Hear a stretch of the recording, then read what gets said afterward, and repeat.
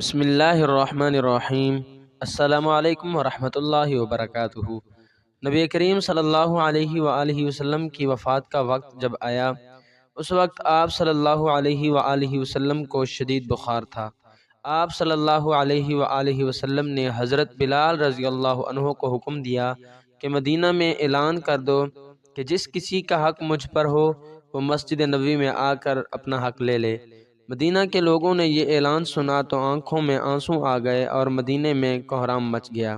سارے لوگ مسجد نبوی میں جمع ہو گئے۔ صحابہ کرام رضوان اللہ عنہم اجمعین کی آنکھوں میں آنسو تھے، دل بے چین و بے قرار تھا۔ پھر نبی کریم صلی اللہ علیہ وآلہ وسلم تشریف لائے۔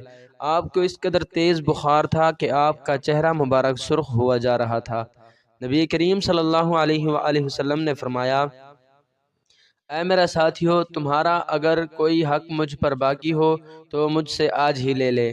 میں نہیں چاہتا کہ میں اپنے رب سے قیامت میں اس حال میں ملوں کہ جس کسی شخص کا حق مجھ پر باقی ہو۔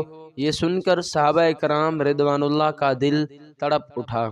مسجد نبوی میں آنسوؤں کا ایک سیلاب بہہ پڑا۔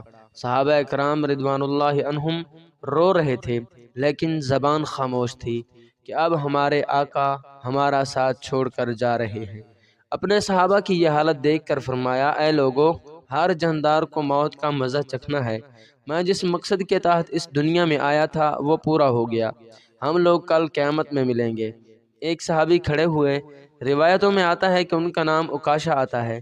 عرض کیا، یا رسول اللہ صلی اللہ علیہ وآلہ وسلم، میرا حق آپ پر باقی ہے۔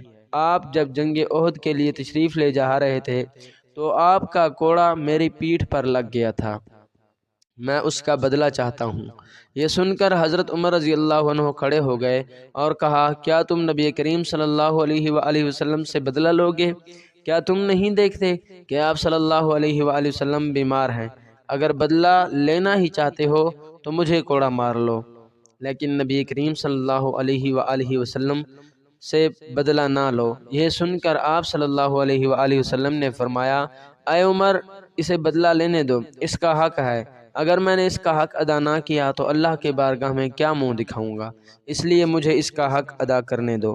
آپ صلی اللہ علیہ وآلہ وسلم نے کوڑا منگوایا تو حضرت عکاشہ کو دیا اور کہا کہ تم مجھے کوڑا مار کر اپنا بدلہ لے لو۔ حضرات صحابہ کرام یہ منظر دیکھ کر بے تحاشا رو رہے تھے۔ حضرت عکاشہ نے کہا، اے اللہ کے رسول، میری ننگی پیٹھ پر آپ کا کوڑا مبارک لگا تھا۔